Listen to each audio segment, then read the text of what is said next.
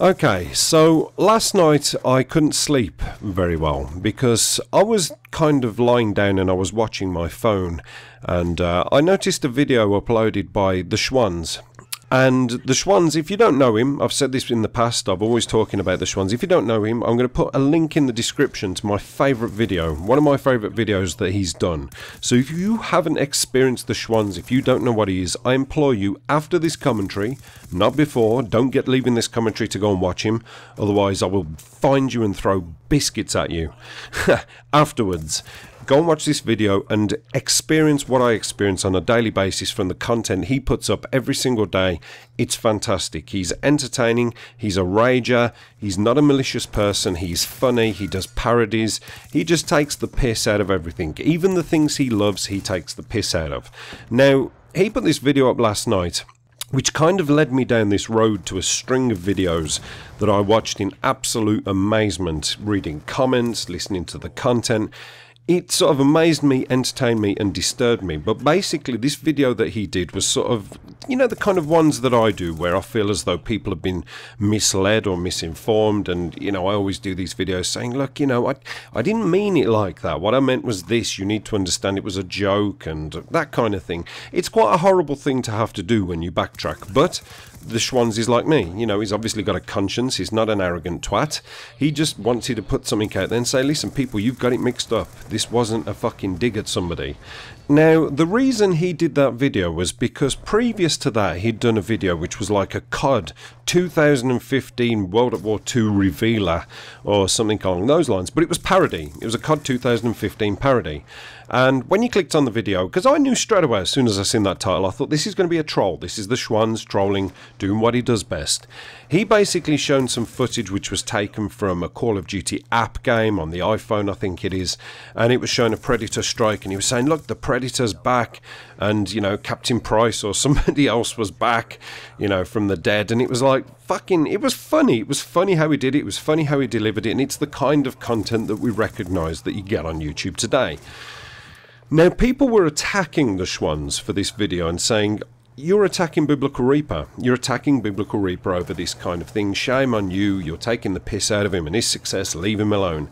Now, for those of you who don't know who Biblical Reaper is, he's a guy who, you know, I discovered him.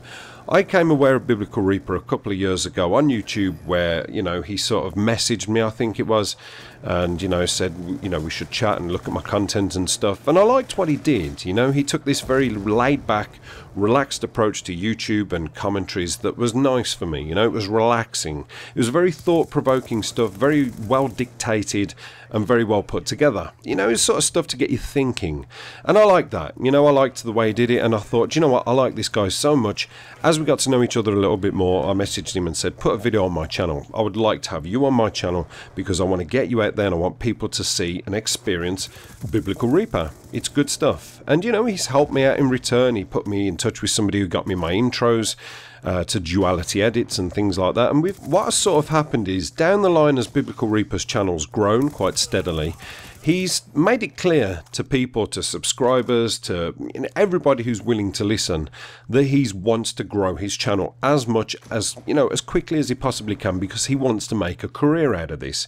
You know, he wants to make this his job. That's his dream. That is his one dream, and he's never made any bones about that. He's made it very clear.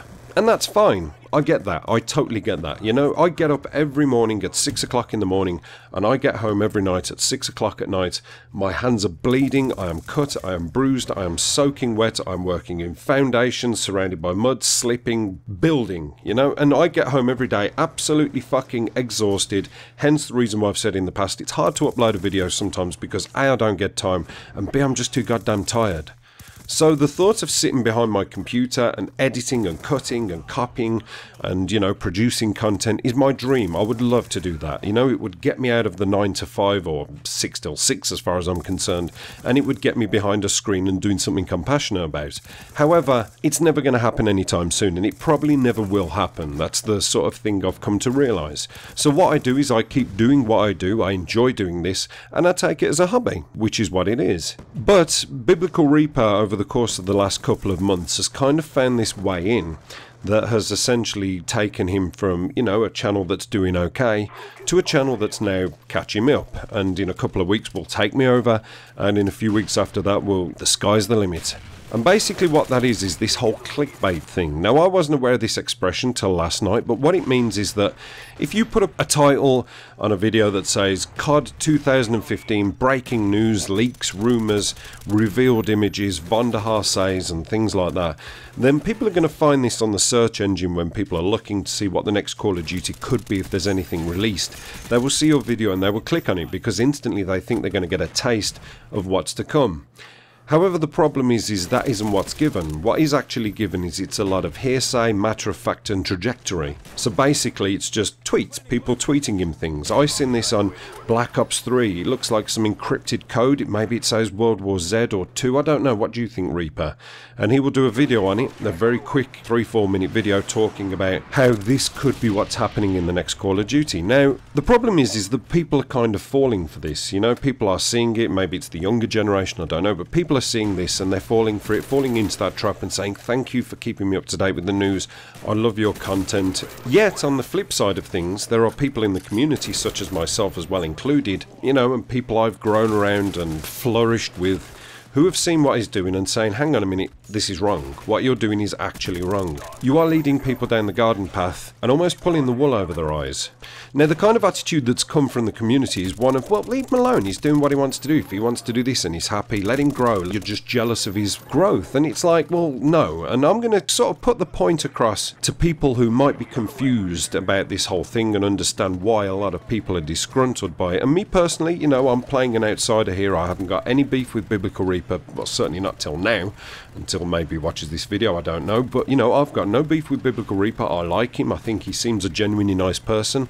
But I think he's almost clutching at straws and he's trying to pull in the crowds. And it will eventually be to his detriment. And I'll talk about that, you know, in a little bit. And hopefully he can take some advice from this. But I doubt it because he's almost blinkered himself off from the community. But the issue that people have with this is that, let's say for the sake of argument, you have two theatres next door to each other, right? Two theatrical productions. And you do your own interpretation of some superhero. So let's say for the sake of argument, I do Batman. This is my Batman play. And then he does a production of Spider-Man. Now, people are coming, they're walking down the road to see these productions. But all of a sudden outside Biblical Reaper's theatre, there's this sign. And it says, the next Batman movie, Batman Revealed. You know, leaked footage of the new Batman. Who is it? And a question mark over a, you know, a shaded face. So people automatically who was looking for that kind of thing would think, oh God, I've been wondering this. You know, Christian Bale died in the last Batman. I wonder who it could be. We're going to go into this one. Not all of them, but a large proportion of them, maybe 3 to 4 times the people who wandered into my theatre would wander into that theatre to watch that production, based on the fact that they might get a glimpse into see who the next Batman is going to be. Yet when they get in there, you know, Reaper walks on stage and suddenly announces reading from a manuscript in front of him that somebody said it could be Gerard Butler. Or there was a picture of fucking Jude Law shaking the hand of one of the directors in a restaurant or something. So maybe it's him, it might be him, who knows. And then goes on to his production. People would essentially feel cheated by that. But no, I don't mean the people who are watching it, because some people would go, wow, that's something to think about there. It hasn't really given me anything. It didn't really tell me who the next Batman was, and it wasn't really a face revealer, but that was quite interesting that was told me, because it's something to think about. Yet the person with the theatre next door, aka me or other content creators, as I say, who've made this other Batman production for people to watch, would be like, well, hang on a minute, I just watched that through the window. You know, I saw what you said. You didn't show any reveal of the new Batman. You just read off some manuscript that was in front of you, who it could be, and it would leave you with a bit of a bitter taste in your mouth. Like I say, you know, I like Biblical Reaper. I've got no problem with him whatsoever, and I wish him all the growth. I did from day one, and if he managed to eclipse my channel through legitimate reasons, then fantastic, more power to him. I've seen people who have grown with me, and sometimes they've outgrown me, they've moved on, they've fucking unsubscribed from me and unfollowed me on Twitter. Whatever, it's fair enough, you know, more power to you. Just enjoy your ride, but please get there the legitimate way, and that is why people are disgruntled about it. It just feels cheap, it feels very clickbaity, and it's almost by any means necessary. The carrot is being dangled, and there are people who are seeing it for what it is, but there are a lot of people who are seeing it for what it isn't. Now, The dangers with that, and I'm going to sort of put this out there, and if Reaper is watching this, hopefully you can understand that yes, there are people who are disgruntled with this, and you know, this is a way to get it across to him, because I think one of the other things that people are pissed off about, and me a little bit as well, because this is wrong, is I've always said the customer is always right. You know, essentially you're giving people a product. These are your customers. People always say to me, put whatever you want on your channel, we don't give a shit. Now essentially you do, and you will.